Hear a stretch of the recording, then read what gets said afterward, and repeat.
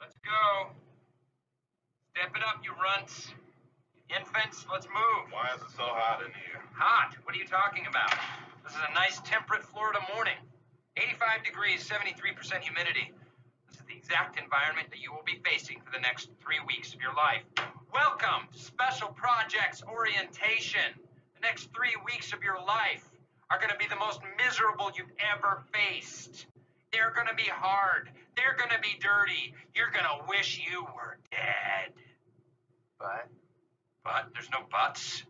That's it. You'll wish you were dead. You seem a little disturbed. Do you want to stay here? No, I want to go. Because if any of you would prefer to stay here, all you need to do is ring this bell. Is that the buzzer from Taboo? Shut up, maggot! You don't want to go. Ring the bell. Ring it. Ring it. How many of you have seen the documentary Deliverance? How did a mosquito get in here? I released 300 mosquitoes into the conference room, just temporarily. When I'm done, the frogs will take care of the mosquitoes. Yes. Then he brushes your soft, supple cheeks with his worn, leathery hands and says, "I'm gonna make you the 7th Mrs. Rosenblatt." Unless you ring the bell. Ring it. Ring the bell. You want to spend the rest of your life changing your husband's colostomy bags? Huh? Do you? Ring it. What? What was that?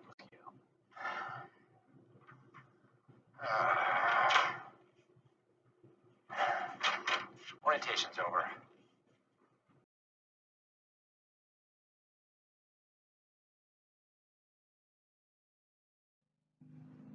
Hi everyone, this is Erika Storbeck, and today we're going to be talking about new employee orientation programs. When I was thinking about building this presentation, I couldn't help but think about The Office.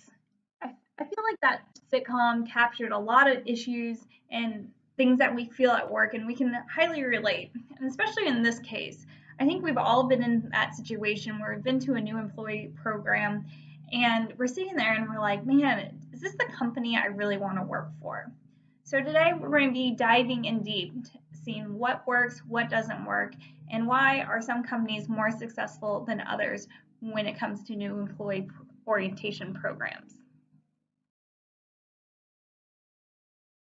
Like any good presentation, I need to lay out a roadmap of what we're going to be discussing today.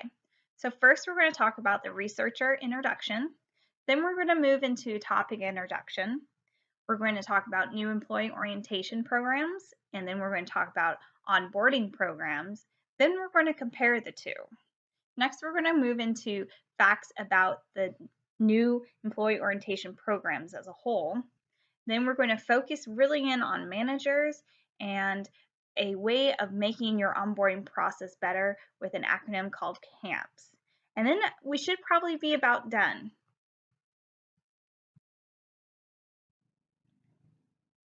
Before we dive down deep into new employee orientation programs, I want to give you a little information about myself and my story so you can kind of understand where I'm coming from during this presentation.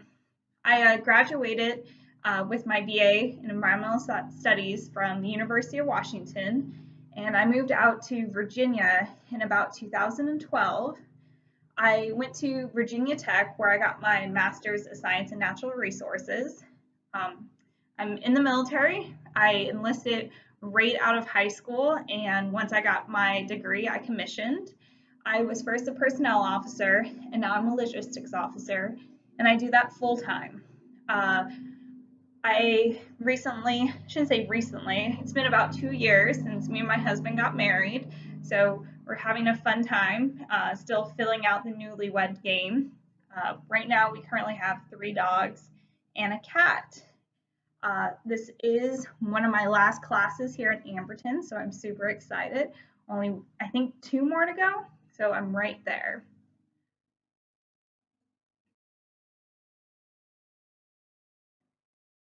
So I want to give you a little background about how I arrived to doing new employee orientation programs for my graduate research project.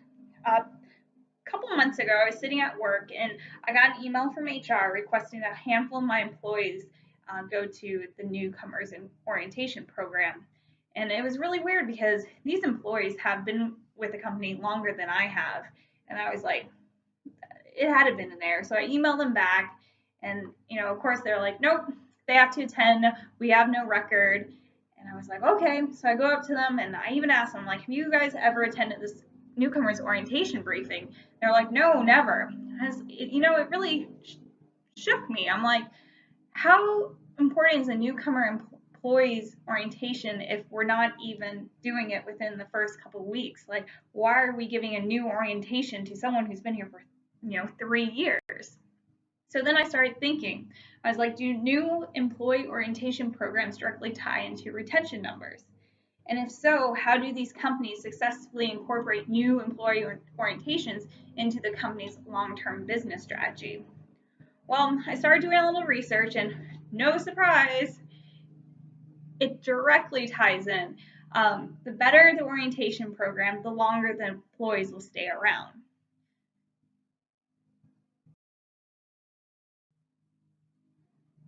So obviously, I couldn't do my graduate research project on newcomers orientation programs if they relate to retention, because within a 5 minute of research, there's thousands of articles showing the direct correlation. So then I started thinking, I'm like, well, if this is so important and we're in such a competitive market right now for new employees that are, have talent and whatnot, why are some companies failing to put the time and energy into creating onboard programs? And then on top of that, what about the companies that do have new orientation onboarding programs like my company, but what makes them good and what makes them fail? So that's kind of where we arrive to. So I'm really looking at in this orientation is, why do companies don't bother and then others do, and what makes things better and worse?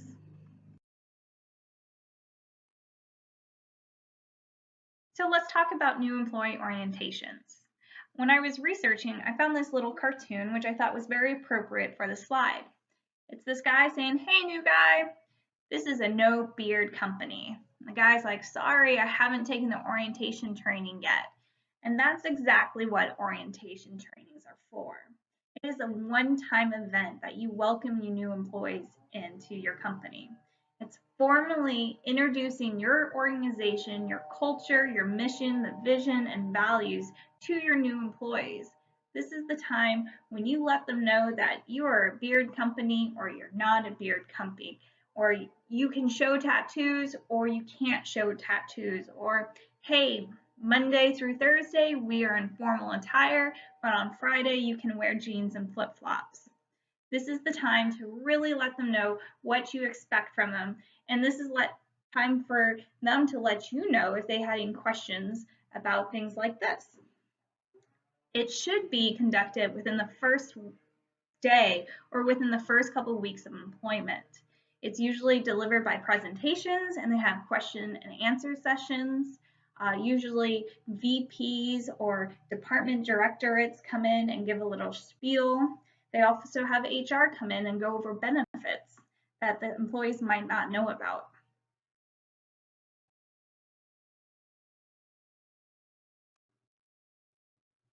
So now it's time to talk about employee onboarding. I didn't know this, and I'm assuming a lot of people didn't know this, but employee orientations and onboardings are two separate events. Onboarding is more of a department introduction. They learn about the culture of the company and the business objectives by participating in meetings or on starter projects with coworkers. They schedule regular check-ins with their manager, and their manager makes sure that they are completing the onboarding process correctly. They really focus on linking the company-wide goals with the day-to-day taskings.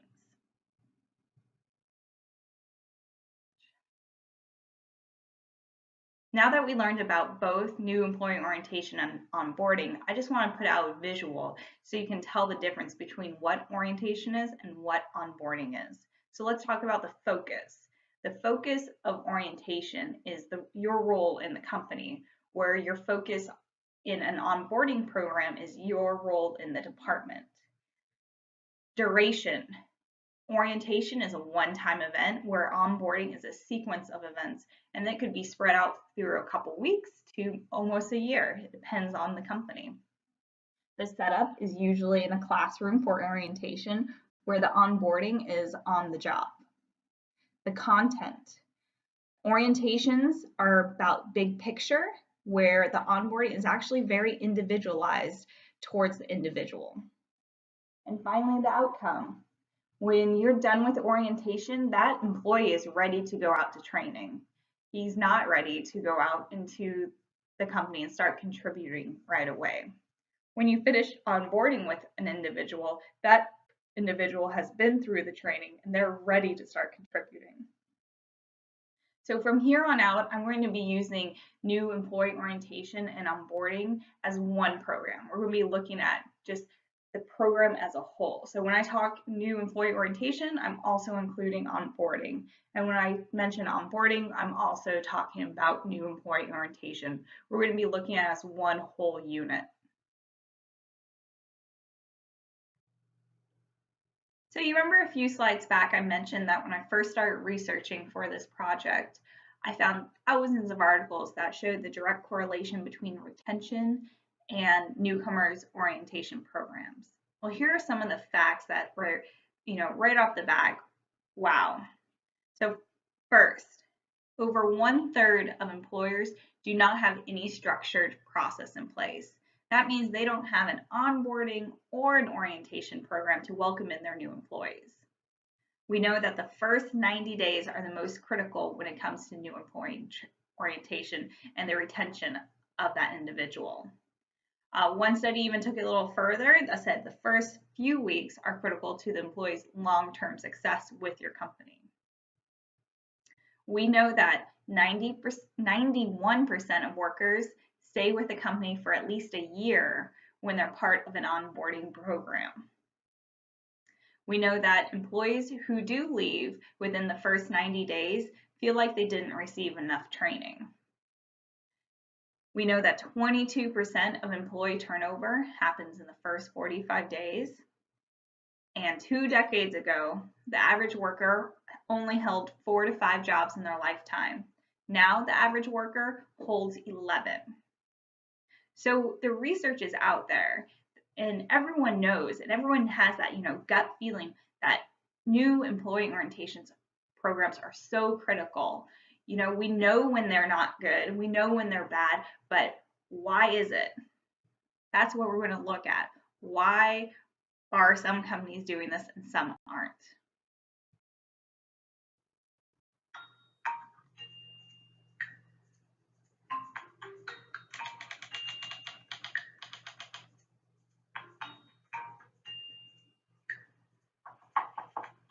Hey, come on in. Gina? It's Nina, actually.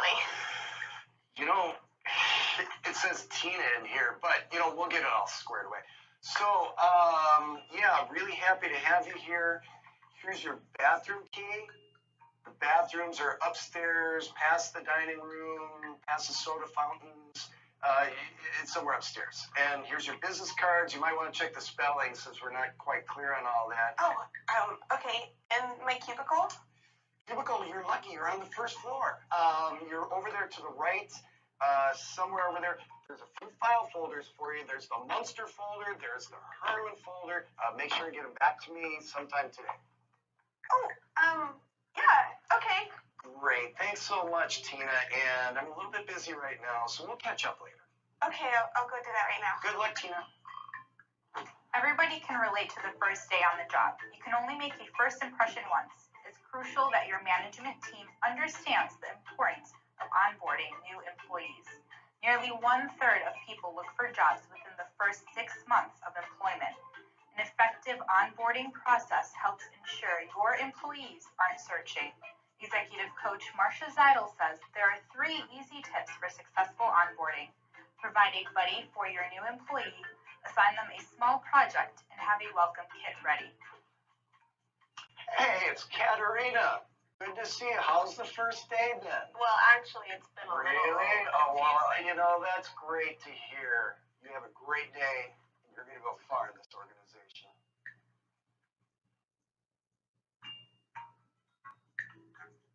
Explaining rules and regulations to a new hire is important, but new employees also need a clear understanding of what their goals are, the culture of the company, and the key people they'll interact with. And Zeidel says all that falls on the manager. Because the manager has the day-to-day contact with the new hire. And the manager can make the new hire's experience positive or make the new hire's experience negative. It's important to extend your onboarding process past the first day or even the first week.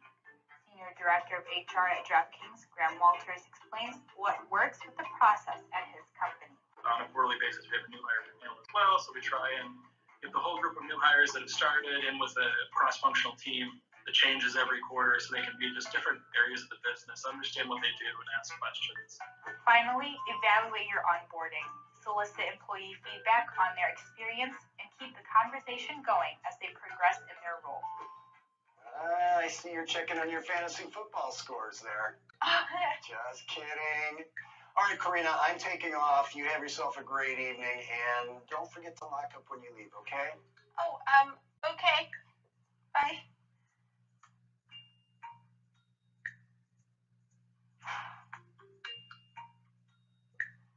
Hello? An effective onboarding process cuts costly turnover and improves employee engagement and retention. For How to HR, I'm Ashley Hausa.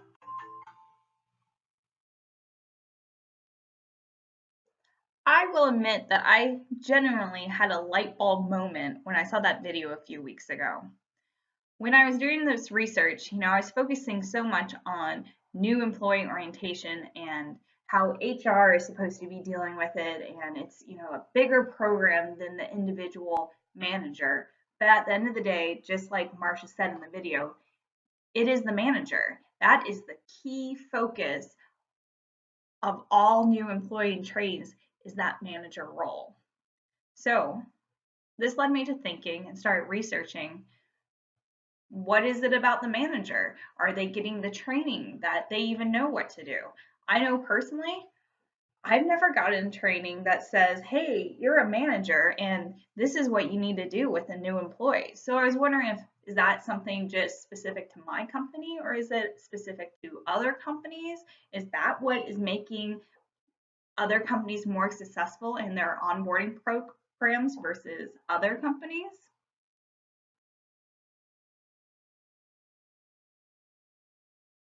The first case study that I want to talk about when it comes to a manager's role in the onboarding process comes from a West Coast software development company. Their whole thing is they want to make contact prior to that first day. So once a manager receives confirmation that the employee accepted the position, they actually mail out a personal note that says how happy they are that they accepted the position, and if you have any questions or concerns, please feel free to, reach out. Next, that manager will mail out a welcome packet. And in that welcome packet, they'll include employee handbooks, information about the company, recent successes, information if that employee is relocating out to that area, other stuff along that notion. So a week or so after they mail out that packet, they will follow up with a phone call to see if they got the packet, to make sure if they have any more questions about the packet. Again, feel free to contact us if you have anything. And then if there's a long lag time between when they got hired and the new employee start date, they'll keep in touch, maybe weekly phone calls or an email here and there. But the key thing is the manager will call the night before just to finalize the first day stuff, like where to park, where are we meeting, stuff like that. The second case study that I want to talk about is based off a Midwestern office equipment supplier. Their whole goal is to make the first day memorable for that new employee. They personally like to start off informally, and they send out a breakfast invitation, and this is off-site. They do this because new employees are nervous because they're about to embark on something new, and they feel like if they start something informally, it helps break those nerves down. After breakfast, they go back to the work site and they do a tour and give them a map so they can orientate themselves and, mark on the map, X marks the spot, this is where you're at right now, because, you get lost in new buildings. Next, the manager actually does personal introductions to all the coworkers, and they provide them a cheat sheet with a picture and a little bio. This will help the new employee put faces together and start learning names because, that's always hard. You meet 50 new people on your first day and you're like, I know I met you, but I can't remember your name. But if they provide a little cheat sheet, it might help jog the memories back up. The next really cool thing that this company does is they have this thing called a welcome aboard lunch. And it's company sponsored in a break room or something like that. But it's where all the employees come in and welcome the new person. And, it's a socialization event, so it's no pressure, mingling around. And then after lunch, that's when they finally go into the specific job duties that the new employee will be doing.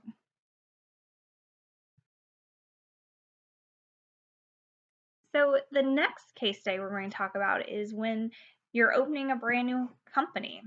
So this case study is a new hospital was opening, and with a new hospital, you don't have anybody. You don't have managers to bring into the onboarding system.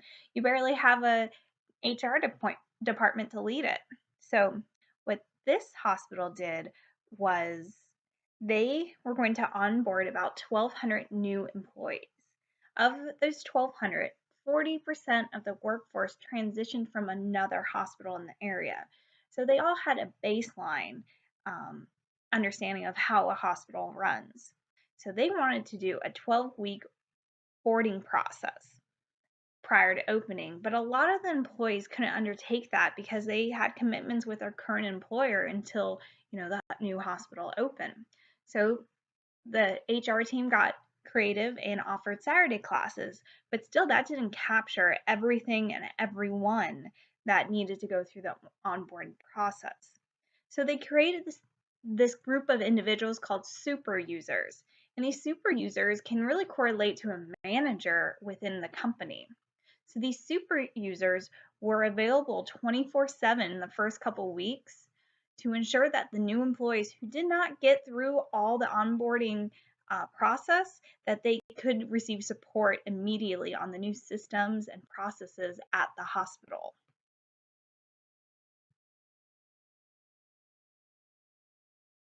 So we just covered a couple of case studies that show how managers are incorporated into new employee training programs. For most of the case studies, you get that underlying feeling that managers took this role on themselves, that it wasn't like HR guided or directed, but the manager stepping outside of their little department and making sure that new employee feels welcome. So managers are accountable of 70% of employee engagement variance. One study of 7,200 adults found that more than half of their employees will leave their job to get away from their managers. And I think this is the key part that a lot of companies are missing. They're missing the HR built new employee programs and how to incorporate managers in the field into that program. So to get this synergy better linked, companies need to start with clear communication of manager expectations. I know for me that I have never been told as a manager that I'm incorporated into the new employee onboarding program. I've always taken it upon myself of I have a new employee, I need to do X, Y, and Z to make sure they're successful in their new job and they feel welcomed. But I think a lot of companies forget to mention that to their managers. So once these stronger relationships are built between HR and the managers when it comes into the sense of new employee programs, I think the managers will have more of a sense of empowerment over onboarding a new employee.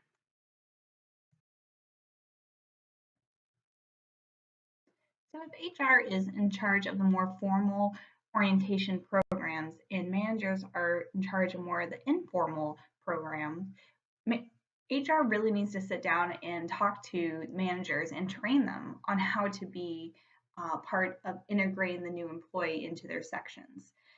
HR-led manager training should include how new employee orientations is an investment in their people. They really need to harp on that it reduces employee turnover, thus leads to cost savings in their department. It also enables employees to become more productive quickly versus if they don't take an active role, those employees won't be as productive. Managers also need to include both the positive and negative features of the job, and they need to really talk about how the manager is not just responsible for the first day, but it needs to be over several weeks that they're integrating that employee into their section. Supervisors also need to be taught to explain how to the new employee their own likes and dislikes and how that relates to job performance, because that's a key player in all this is job performance and how do we get that new employee to success in the right way. Another super important thing that managers need to be taught to do is other employee introductions. They shouldn't be just walking around and be like, oh, that's Josie and that's Susie and that's, Mikey. It needs to be a formal introduction and explain with a little bio and be like, hey, Steve works in accounting. He will be in charge of X, Y, and Z. If you ever run into this issue, this is who you would talk to. It should be really in depth. And finally, managers need to work out the details, talk about lunch breaks, clock procedures, standard operating procedures within their department. Once managers learn this and know that this is an expectation of them, I really think the both informal and formal part of new employee orientation will really work out for a company.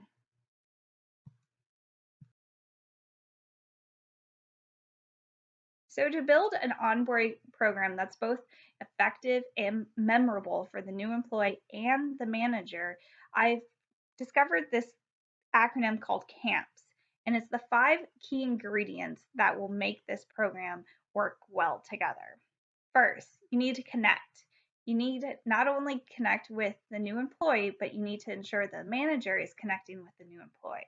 So you need to reach out prior to the start date of both the new employee and the manager and put them on the same page. And then you also need to check in on it throughout the first 90 days. Next, you need to align. You need to help that manager. Either they need a mentor or you need to ensure that the new employee receives a buddy too. So it's a 2-step process here to make sure that both the manager and the new employee feel supported throughout this process. Next, you need to manage. You need to schedule a time to meet with the manager and make sure if they have any questions or anything like that and they feel supported throughout this process. But you also need to make sure the manager is checking in with the new employee. Next, you need to plan. So you need to set up weekly milestones with that manager to make sure that their new employee is progressing through the steps correctly. And finally, you need to streamline. As the HR department, you need to make sure that the milestones are being met and the progress of the development plan is correct. So we finished up. We're at everyone's favorite part, the conclusion. So let's go over what we talked about. Let's go back to our first question. Do new employee orientation programs relate to retention? Obviously, we know that's a yes. We saw a bunch of facts tying directly into correlation and long-term effects if you do not have a new employees orientation program versus if you do. Why do some companies fail to put the time and energy into creating a better onboarding program? I think based off the research we've done, there is a missing link of ensuring the managers know their role within the onboarding program. I think a lot of HR companies really focus in on that formal, but they don't let the manager, who sees the employee day to day after those first couple days, setting that manager up for success. So what makes a good new employee orientation / onboarding program? That's an easy one. Ensure that they're using CAMP steps are being taken and make sure the manager understands the expectations of the program. Remember, CAMP is the connect, align, manage, plan, and streamline. If you do that, you're going to have a great onboarding program. I hope you kind of learned something. I hope you enjoyed the last 30 minutes with me, and I will see you guys online later. Bye-bye.